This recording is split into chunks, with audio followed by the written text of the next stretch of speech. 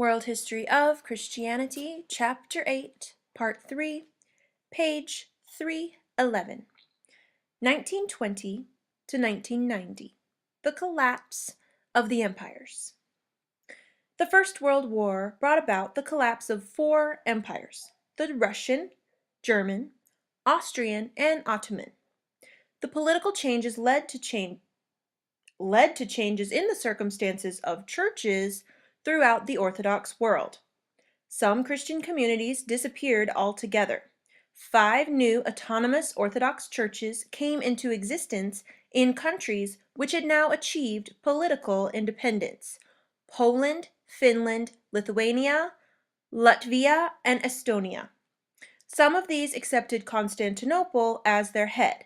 Others remained nominally linked to Moscow. Most of the larger Orthodox churches increased substantially in size, and a central issue became that of determining the relationship between church and state, particularly the question of how far a national church could and should retain freedom for prophetic witness.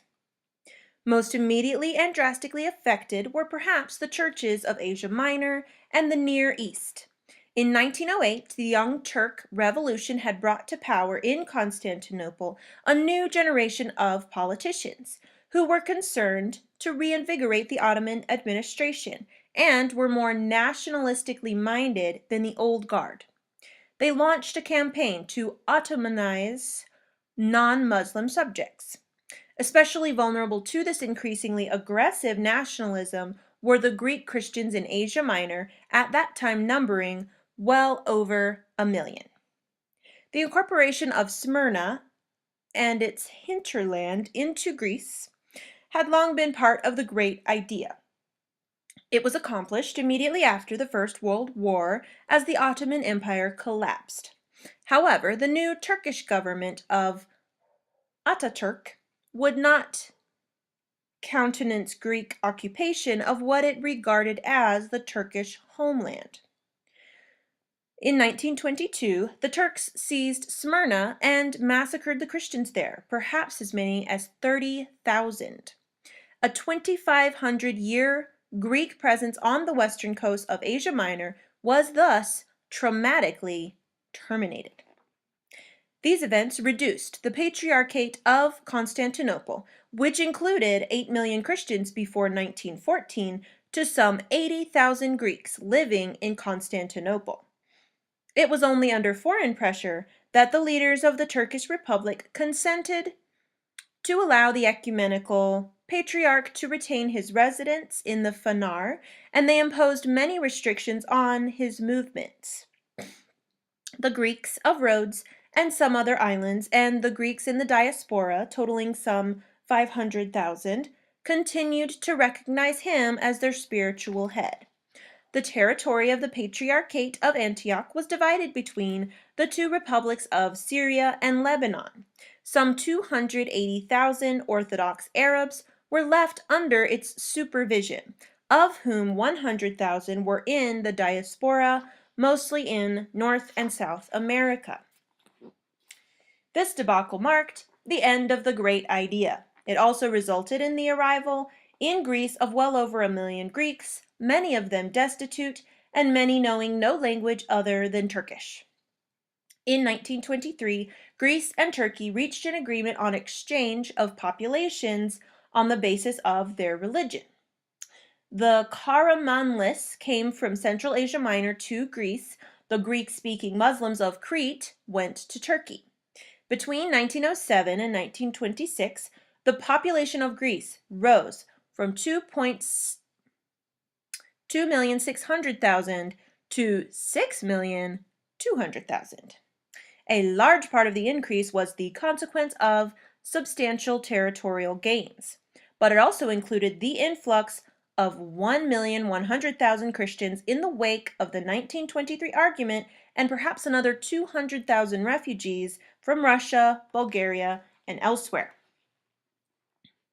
The churches in the interwar Balkans. During the first half of the 20th century, the Archbishop of Athens and other hierarchs became progressively more influential, and visible in Greek national life. Some of the new generation of archbishops were from families of immigrants from Asia Minor.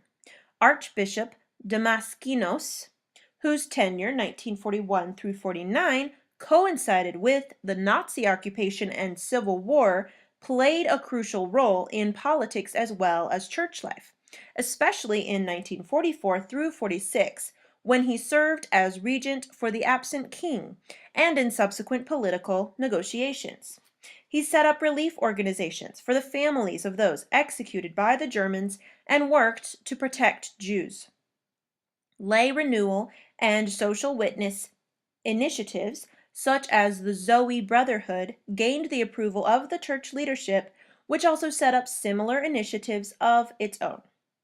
The first half of the century also saw continual struggle between church and state over how much autonomy the church was to have in running its own affairs, at times focusing on the question of the relative power of the bishops and the government procurator in the synod, but at other times addressing basic questions about how far a state church identified with the nation can offer effective prophetic witness.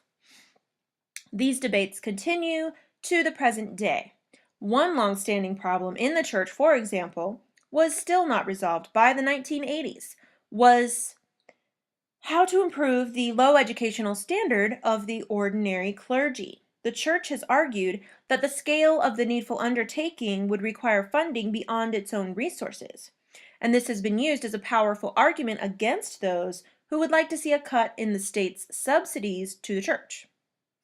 In Bulgaria, despite a substantial increase in size from 1.5 million in 1910 to 5 million in 1924, the church was prevented by the government from organizing itself into a patriarchate. One reason was very probably the monarch's fear that it might present a challenge for national leadership. Church-state relations recalled the Russian synodal system under Peter the Great. The church was not allowed to elect a successor to Exarch Iosif, who died in 1915. At the same time, it provided the only ideological bulwark protecting the state against increasingly prevalent revolutionary programs. By 1944, the church had all too obviously become part of the state machinery, alienated from its flock.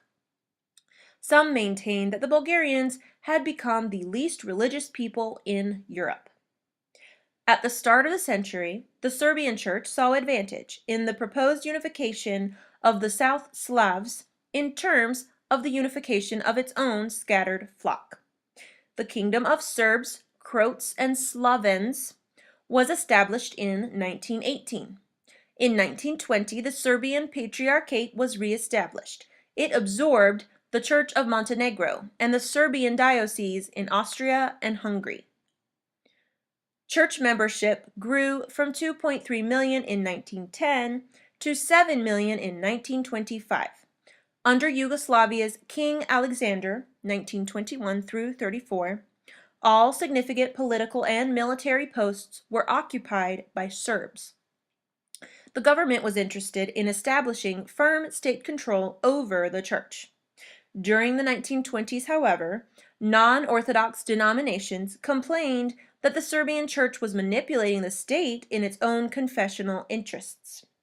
The church came out in successful opposition to the 1935 Concordat between the Vatican and the Yugoslav government on the grounds that it would give the Catholic Church privileges not shared by other denominations. Like many other Orthodox churches with a leadership co-opted into the service of the state, the Serbian church nevertheless experienced grassroots renewal initiatives. A movement resembling the Zoe movement in the Greek church acquired a nationwide significance, organizing annual pilgrimages and generally exercising a beneficial influence on the church's spiritual life. In 1910, the Romanian church had some 4.5 million members. After the First World War, with the incorporation of the Orthodox of Bessarabia, Bukovina, and Transylvania, the number rose to 15 million. In 1925, following the addition of Transylvania to the Romanian state, a Romanian Patriarchate was founded. By the first 2 decades of the 20th century, 2 parallel tendencies were evident within the Romanian Church. They were to remain typical of it to the present day. It was clearly a church of the people, with priests working and fighting alongside the peasants. At the same time, appointments at higher levels in the church were heavily politicized. The first patriarch of the church, Miron Cristea, was made prime minister in 1938. He nevertheless proved unable to bring the church's influence effectively to bear in combating the rise of the Iron Guard, which under Corneliu Quadrinu was claiming roots in orthodoxy, and with justification, extensive support amongst Orthodox clergy and laity. Guardism was rooted in a fundamentalist Orthodox populism. Its main supporters were young men and women, including university students, who were reacting against prevalent Western secularism and who regarded church membership as a sign of love for Romania. One of the aims of Guardism was to strengthen and purify the life of the Romanian church. It was also dedicated, however, to saving Romania from foreign ideologies and in particular from the Jews. Anti-Semitism was revivified. At the same time, the interwar years also saw positive developments in church administration and more evidence of the traditional creativity of Romanian Orthodoxy. Charitable organizations were set up. Theological educational establishments were strengthened. New publications encompassed a range of styles from pietist to philosophical. The challenge of new Protestant movements coming in from Transylvania and Ukraine led to the appearance of born-again movements within Orthodoxy. One group was expelled from the church and became a neo-Protestant denomination called the Evangelical Christians. The Lord's Army movement, started by Fr. Iosif Trifa in Transylvania in 1923, remained as a revival movement within the Orthodox Church. It should be noted that the Romanian Baptist Church is the largest in Eastern Europe, excluding the former Soviet Union. Evidence once again of the complex spiritual heritage in Romania, which has the potential for remarkable cross-fertilization. Russian Christianity under communism. Marxism taught that religion is the opium of the people. Lenin was a typical member of the 19th century Russian intelligentsia in his profound hatred of institutionalized religion. For 70 years, the Communist Party of the Soviet Union sustained an offensive against religion on a scale unprecedented in history. The decree on separation of church from state of January 1918 opened the way to the confiscation of the Orthodox Church's schools and welfare establishments, the seizure of church property and valuables, and violence against clergy and believers. At this early stage, the new regime directed its hostility against the Orthodox Church rather than against religion in general. Patriarch Tikhon condemned Bolshevik atrocities. He was arrested. From the early 1920s, a movement called the Living Church attempted to constitute an Orthodox church which would be acceptable to the new regime. Its leading members included not only idealists imbued with the aspirations of the church reform movement of the earlier part of the century, but also opportunists and careerists with a political agenda. The authorities at first encouraged the living church on the basis of the principle of divide and rule. To the average believer, however, the preoccupations of the living church seemed both obscure and of minor importance, and it was clear that their loyalties still lay with the patriarchal church. The trial of Patriarch Tikhon was put off again and again, and he was released in June 1923. the living church quickly faded from the scene. Cahoon signed a confession admitting the anti-Soviet nature of his activity hitherto. When he died in April 1925, he left a testament confirming his unwavering loyalty to the Soviet state. Nevertheless, the church was not allowed to elect a new patriarch. Cahoon's eventual successor, Patriarchal Locotenens Metropolitan Sergei, issued a declaration of loyalty in 1927. This proved a highly controversial document for many in the church and led to claims by alternative organizations, including the Underground Church and the Russian Orthodox Church in Exile, that they alone preserved the integrity of the church, for it was clear that the Soviet authorities would be content with nothing less than complete endorsement by the church of all aspects of Soviet reality. From 1928, the anti-religious campaign under Stalin became comprehensive, and all denominations in the Soviet Union suffered. The 1929 Law on Religious Associations meant that from now on, the only legally permissible religious activity was meeting for an act of worship in a registered building, and soon it would become practically impossible for most believers to exercise even this right. There was savage and prolonged persecution throughout the 1930s.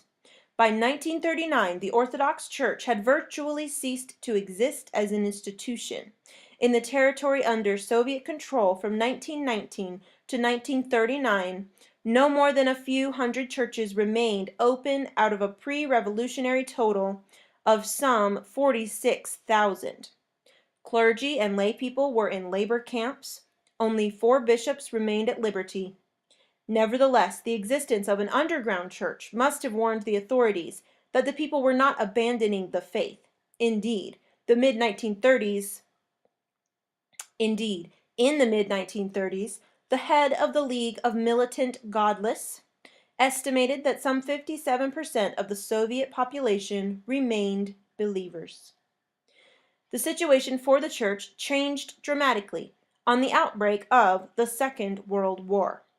The partition of Poland between Hitler and Stalin in 1939 increased the number of open churches by 40%. For the first time, Stalin made use of the church, allowing it to organize church life in the annexed territories. In 1941, in a further dramatic development, Hitler violated the Nazi-Soviet pact and invaded the Soviet Union. Metropolitan Sergei responded before Stalin did, in the spirit of his 1927 declaration calling on the faithful to defend the motherland. Meanwhile, a remarkable revival of church life was taking place in those areas of the Soviet Union now under Nazi control. In September 1943, Stalin summoned Sergei to the Kremlin. 4 days later, he was elected patriarch.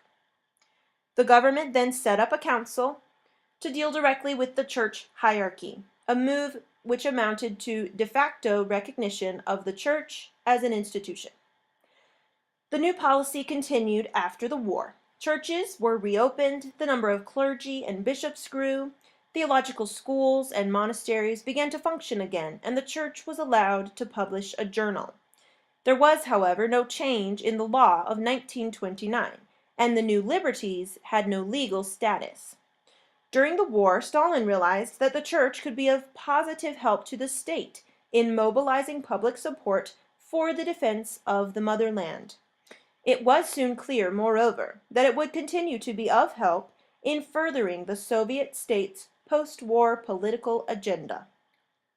Between 1945 and 1948, the Soviet authorities encouraged the church to extend its authority over the Orthodox churches in the countries of Eastern Europe now coming under Soviet political control. When Western Ukraine was again incorporated into the Soviet Union, the Greek Catholic Church there was suppressed in 1946 and declared aggregated to the Russian Orthodox Church.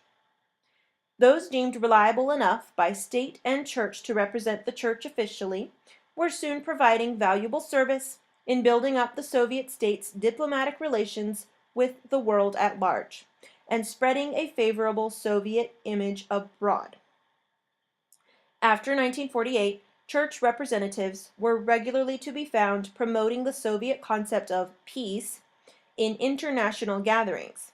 In 1961, the Russian Orthodox Church became a member of the World Council of Churches. It could not have done so without the consent of the Soviet authorities.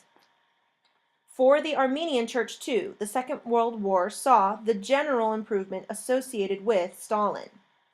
The Soviet authorities were always anxious to ensure there was no vacancy for Catholics at the head of the church, for fear that leadership of the worldwide Armenian diaspora might devolve to the Catholicos in Cilicia, and out of Soviet control. Nevertheless, they were equally anxious to ensure that any Armenian church leaders were politically pliable, and this led to bad feeling between Echmiadzin and Cilicia. In 1956, the Catholicos of Echmiadzin was allowed to travel to Beirut in order to ensure that the Soviet preferred candidate there was elected. The ensuing scandal induced the Soviet authorities to allow the church in Armenia to announce the reopening of a number of churches and monasteries. From the 1960s, the Catholicos was encouraged to travel widely abroad to win over the Armenian diaspora to a positive view of conditions in Soviet Armenia, including religious freedom. Throughout the Soviet period, then, the fact that most Armenians lived abroad helped to restrain the Soviet authorities from curtailing the activity of the church at home. In the late 1970s, some 90% of Armenian babies were being baptized. Pilgrimages to holy sites continued to attract huge crowds, and Armenia was the only republic where Bibles could sometimes be found on open sale. With the alleviation of persecution during the Second World War came reconciliation between the Georgian Church and the Russian Orthodox Church, and the latter recognized the former's autocephaly in 1943. Ironically, however, the institutional dependence of the Georgian Church on Soviet power was thereby strengthened. The price of Russian Orthodox recognition of its autocephaly was staunch Georgian loyalty to the Soviet system. In the post-war period, the revival of religion in Georgia was less strong than in Russia or Armenia. In the 1970s, the church fell into moral decay and corruption. The most active campaigner against it was Georgian Orthodox dissident Zviad Gamsakhurdia, who identified the church with the general struggle for national self-expression and who was to enjoy a brief spell as president of a newly independent Georgia after the collapse of the Soviet Union. During the 1980s, the church became increasingly popular and influential as an important focus for growing nationalist sentiment in Georgia. One of the tasks of Russian Orthodox representatives in the WCC from the early 1960s was to deny that there were any restrictions on religious freedom in the Soviet Union. This was ironical because at that time, a massive and unexpected new anti-religious campaign had begun under Khrushchev. It suddenly became obvious to believers that however useful the church might be to the Soviet authorities for propaganda purposes abroad, they were never going to be reconciled to the existence within the country of an institution representing an alternative worldview to that of the Communist Party. The Khrushchev anti-religious campaign lasted from 1959 to 1964 and led to the closure of 2/3 of the 20,000 legally operating churches. The total of some 7,000 churches still open in the mid-1960s was to remain more or less unchanged until the later 1980s. The traumatic shock the Khrushchev anti-religious campaign delivered to religious believers inside the Soviet Union was one of the factors giving rise to the religious dissent movement of the 1970s and 1980s. In 1971, Alexander Solzhenitsyn, for the first time publicly identifying himself as a Christian, wrote to the Patriarch exhorting him to stand up to the state's anti-religious policies. The aspirations of religious activists were given a considerable boost by the onset of detente in the early 1970s and by the ratification of the Helsinki Final Act in 1975. In November of that year, the Orthodox priest Frere Gleb Yakunin and the layman Lev Regelson sent a letter to the World Council of Churches Assembly in Nairobi, and this initiative sparked off the first ever discussion of religious liberty in the Soviet Union to be held at the WCC. As we have seen, the official WCC representatives from church in communist countries were themselves constantly playing the subject down. Encouraged by the Nairobi response and by increasing world attention, a number of religious rights movements sprang up alongside movements for human rights and national identity in the second half of the 1970s. And in some religious discussion circles, an echo of the Christian Renaissance of the early 20th century was to be heard as new converts and those older in the faith came together to try to work out solutions to pressing social and political problems from a Christian perspective. By 1979, however, a new crackdown on dissent had begun, and the first half of the 1980s saw the number of prisoners of conscience in the Soviet Union rapidly increasing. The trauma of the Khrushchev years of persecution gave way to the years of stagnation under Brezhnev and his successors. For ordinary churchgoers, this meant that if they confined themselves to attending services of worship in registered buildings and did not attempt to comment on or involve themselves in political or social matters from a Christian perspective, they would be barred from many kinds of educational and career opportunities, but otherwise left in peace. The church was allowed a limited institutional existence, able to train some clergy in a small number of theological educational establishments, to publish limited numbers of official journals and calendars, and to produce very small print runs of the Bible. The average believer received no spiritual nourishment beyond attendance at the liturgy. Sunday schools, discussion groups, charitable activity, parish newsletters were all prohibited in a society in which the official ideology continued its systematic occupation of the public space.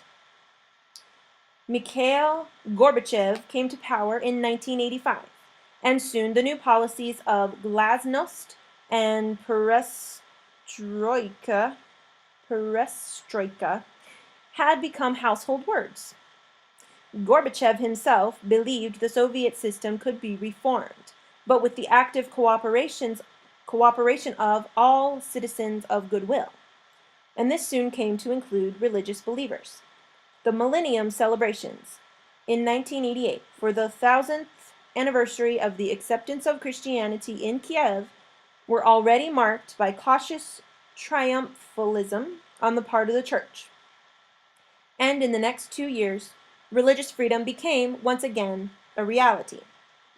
While welcoming the new freedoms, the church was nevertheless seriously shaken as an institution by the events of the late 1980s. The certainties of the status of second-class servant of the state it had enjoyed since the Second World War were abruptly destroyed.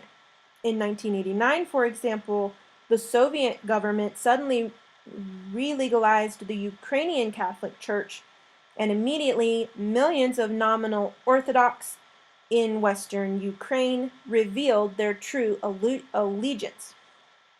Since the collapse of the Soviet Union, the Ukrainian Catholic Church has become one of the major denominations in independent Ukraine. The Russian Federation passed a new law on freedom of conscience in 1990, replacing Stalin's law of 1929. It granted complete freedom to all religions to engage in worship, teaching, and social activity. At the same time, churches and monastic buildings began to be handed back in large numbers. Balkan Christianity under communism. Generally speaking, the communist governments, which came to power in Eastern Europe after the Second World War, attempted first of all severely to restrict religious practice, closing places of worship and arresting and even murdering clergy and believers, and then later attempted to co-opt the churches for political ends, at the same time neutralizing their capacity for independent witness, harassing individuals with an active faith, and keeping religious believers out of higher education and many professions. These policies had least success in countries with a Roman Catholic majority, the obvious example being Poland, where the Catholic Church retained far more authority and legitimacy than the government throughout the communist period. They also had limited success when applied to certain Protestant churches. The church in East Germany succeeded in making its authentic voice heard on important social and political issues, while in the Soviet Union, a significant section of the Baptist Church went underground and assumed the freedom of the outlaw. Those churches, which proved to be able to offer least resistance to communist policies, were the National Orthodox churches. In Bulgaria, the communists brought church-state relationships to a logical conclusion. During the 1940s, the church was reduced by persecution and threats of withdrawal of state subsidy to a position of submission, but it was named as the Traditional Church of the Bulgarian People in the 1949 Law on Confessions, and the Patriarchate was restored in 1953. Communist leaders regularly paid tribute to the key role of the church in preserving Bulgarian identity through centuries of tribulation. The church was thus transformed into an obedient and useful tool in the hands of the government, which consolidated its hold with judicious use of divide and rule tactics. For example, promoting a priests' union seeking church reform along the lines of the Living Church movement in the Soviet Union in the 1920s. The communist authorities in Yugoslavia viewed nationalism as potentially the most dangerous dividing force in the country. In this context, their tactics toward the churches, principally the Serbian Orthodox Church and the Catholic Church in Croatia, were aimed at reducing their influence in society. The Catholic Church presented special problems because its administrative center was in the Vatican. But as far as the Serbian Church was concerned, the party envisaged a tame and cooperative institution which would support its policies, and to this end revived the Priests' Association, which dated back to 1889, and which the party now used to criticize the hierarchy. At the same time, the party began obstructing the activity of the church in education and practical witness. As in other communist countries then, the church was allowed to retain or even rebuild its institutional structure while suffering restraint on its outreach into society. The Serbian church remained in a weak position throughout the communist period. It was nevertheless prepared to oppose the government if its vital interests were at stake, and particularly when it perceived threats within the multinational communist state to the Serbian nation and culture. The government regime was, for example, eager for political reasons to see an independent church in Macedonia, which has always been a meeting place of contrasting churches and a cockpit of rival political ambitions. Macedonia was in Turkish hands until the First Balkan War of 1912. The memory of its brief period of glory under Alexander the Great remained a source of inspiration to Macedonian nationalists, although their interpretation of its significance was always challenged by Bulgarian, Greek, and Serbian historians. With the encouragement of the Yugoslav government, the Macedonian clergy unilaterally claimed autocephaly in 1967. Their claim, however, has never been recognized by the Serbian Church. The Serbian Orthodox Church, then, was an opposition force in the communist period, primarily insofar as it was an institution representing the national interests of the Serbs. In Romania, the new communist government accused thousands of Orthodox of collaboration with the fascists, and clergy and lay people were imprisoned. The Lord's Army had been banned in 1947. The Uniate Church was declared reintegrated with the Orthodox Church in 1948. Both continued to operate illegally throughout the communist period. Latin Rite Catholics also suffered discrimination, as did the Baptists. Under Nicolae Ceausescu, who came to power in 1965, overt persecution of the Orthodox Church as an institution came to an end. The Church was presented as a historical expression of Romanian national identity. In the 1980s, 17 million of Romania's 21 million population were baptized Orthodox. The Church had a high profile and visibility in the media. The church funerals of Ceausescu's father and mother were major media events, with Ceausescu present while Orthodox ceremonies were performed. At the same time, church leaders, especially when traveling abroad, were required by the state to promote a positive image of Romanian reality and to assert the existence of complete religious freedom within the country. In Moldavia, the monasteries remained centers of spiritual vitality. Despite government's efforts in the 1950s to cut down drastically on the number of religious, they continued to build on the Hesychast tradition of Paisi Velikovsky, venerated in both the Russian and the Romanian churches. Teaching, publishing, and ecumenical contacts continued. Nevertheless, the communist authorities continued to infringe religious liberty by the promotion of exclusively atheist education, and the general human rights record of the Ceausescu regime was arguably the worst in the entire communist bloc. Religious believers of all denominations who attempted to apply their faith to social and political problems were certain to be persecuted. Eastern European movements for human rights reached a peak in the late 1970s, and there were sporadic efforts in Romania too. These prominently involved religious believers, first Baptists and then members of other denominations, including the Orthodox. Church leaders were prompt to cooperate with the secular authorities by repressing dissent within their own denominations.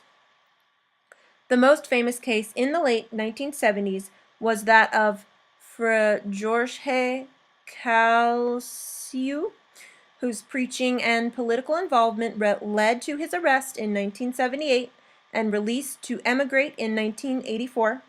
It was clear that even in a church as apparently tolerated as the Romanian Orthodox, there were no possibilities for criticism of the status quo. As the party's oppression of the people grew, questions were increasingly raised about the close identification between church and state.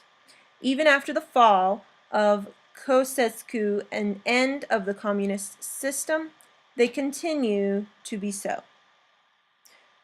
Post-communist Christianity. In October 1990, the Soviet Union passed a new law on freedom of conscience, at last replacing the harsh Stalinist law of 1929, and later in the same month, the Russian Federation followed suit with an even more liberal law. After decades of persecution, all denominations found themselves legally among the most free in the world, free to reopen churches, monasteries, and theological academies, to publish, to engage in mission, social work, and political activity. Similar freedoms, of course, came to believers in all the formerly communist countries of Central and Eastern Europe after the events of 1989. State persecution was, however, soon replaced by a whole range of different problems. The main task facing the churches was that of reestablishing themselves as properly functioning organisms within society. In most communist countries, they had been severely restricted in their witness and their infrastructure dismantled. Parish life had ceased to exist. They were, generally speaking, critically short of money, equipment, literature, and material resources of all kinds, which were taken for granted by denominations in the West, and also lacked trained clergy. Most denominations began receiving back from the post-communist authorities large numbers of church, monastic, and educational buildings illegally seized from them, but for many the costs of restoring them all were quite beyond their means.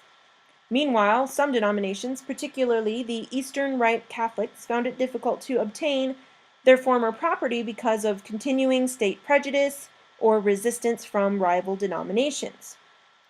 At the same time, the churches in post-communist countries faced a fundamental problem in trying to find a language in which to communicate with their nominal flock, and even more so with those who had never had contact with a church.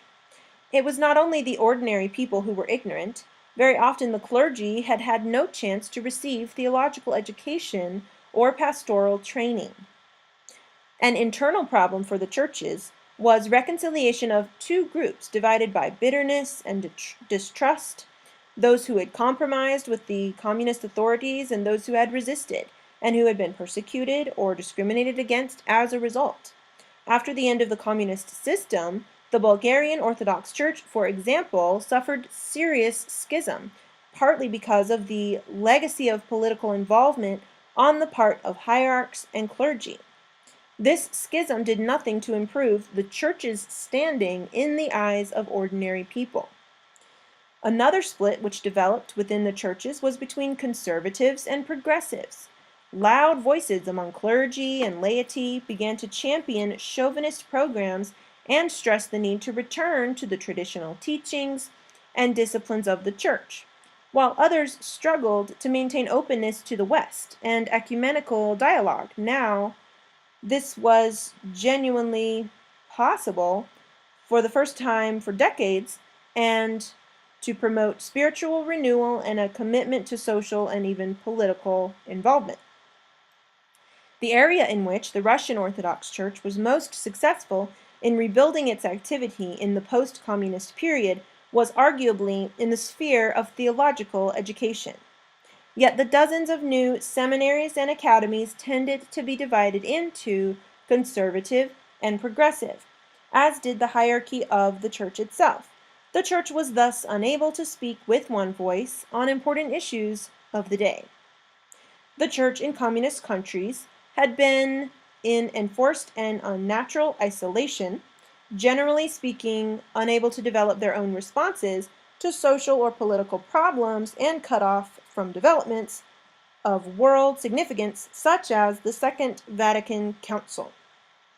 After the end of communism, many Christians in Eastern and Central Europe, coming back into contact with the wider world, were genuinely shocked by the excesses, as they saw them, to which liberalizing tendencies had led in some Western churches.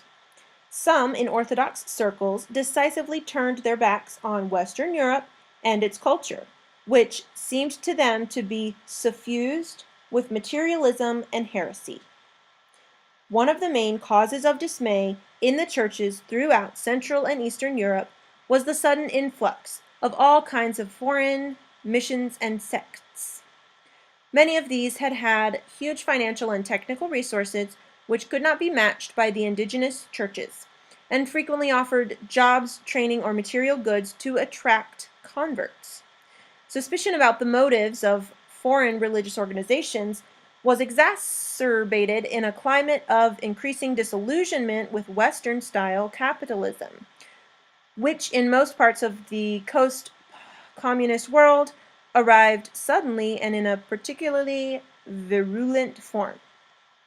With the end of communism, ecumenical relations between major denominations began to deteriorate. The Russian Orthodox Church quickly grew seriously alarmed by what it construed as a policy of aggressive sheep stealing on the part of the Vatican. Traditional Protestant denominations were also increasingly under attack. Baptists and Pentecostals have been strong in Russia since the last century. Yet in the 1990s, the Russian Orthodox Church published booklets attacking these sects. There was the danger, particularly in the context of resurgent nationalism in many parts of Eastern Europe, that not only genuinely harmful sects would be targeted, but also well-established but minority denominations with connections abroad. There was a growing desire amongst the churches, usually the Orthodox churches, which regarded themselves as traditional in post-communist countries, to protect their own interests by means of legislation. The new governments came under increasing pressure to revise liberal laws so as to place new restrictions on foreign or harmful sects and evangelical denominations. In the Russian Federation, regional governments began introducing their own local laws restricting religious activity, in violation of the provisions of the 1993 Russian Constitution. And in 1997, the Russian government itself introduced a new restrictive law to replace that of 1990. The Orthodox churches in the post-communist world began showing interest in the legal status of religion in Greece and the pattern of Greek church-state relations as it had developed during the 20th century. The Greek Orthodox Church enjoys a special status. Generally, it has avoided sacrificing its principles for the sake of political accommodation. But during the military dictatorship, 1967 through 73, for example, many people found the church's collaboration with the colonels very offensive. A perennial question is whether the Greek Orthodox Church has a monopoly on the truth. The church has a history of resistance to liturgical or scriptural change. The new Constitution of 1975 now allows proselytizing by recognized non-Orthodox denominations, thus moving towards recognition of religious pluralism. But Orthodoxy is still recognized as the dominant religion. Until the end of communism, the Orthodox Church in Greece was in a unique category in the Orthodox world. But it is now likely that other Orthodox churches in post-communist countries will be interested in achieving a similar status. For it is clear that one temptation for the Orthodox churches in formerly communist countries is triumphalism, on the basis of the fact that they have all survived the time of trial with their nominal flocks intact. What is more, they now find themselves championed by a wide variety of nationalist, chauvinist, and protectionist groupings, many of which want to restore the old social and economic certainties of the days of totalitarian control, only this time under an Orthodox rather than a communist banner. With the collapse of Yugoslavia, for example, and the opportunist adoption by the Milosevic government of nationalist in place of communist rhetoric, the Serbian Orthodox Church suddenly found itself center stage again after decades of weakness and marginalization. Lately, comments one expert, Serbians have taken their Serbian identity far more seriously than their Orthodox identity. Leaders of the Serbian Orthodox Church generally promote a close identity of the two terms, seeing that they feed upon each other. The Church thus proved unable to make a principled stand against the atrocities in the civil war which accompanied the collapse of the Yugoslav state. Everywhere in the post-communist Orthodox world, there are new signs of growth at grassroots level. Initiatives in spiritual education, social involvement, and interfaith understanding. In Russia, for example, many small groups have been activated by spiritual disciplines of Fra Alexander Men, the well-loved Russian Orthodox priest who was murdered in 1990 and whose legacy is having a growing influence both in Russia and in the West. Generally speaking, however, the Orthodox churches of the 1990s have been hampered by their split personalities. Triumphalism is undercut by self-defensiveness and a desire to reach out into society by an awareness of internal weakness. They find themselves having to perform new kinds of balancing act in a new age of uncertainty. This ends chapter 8.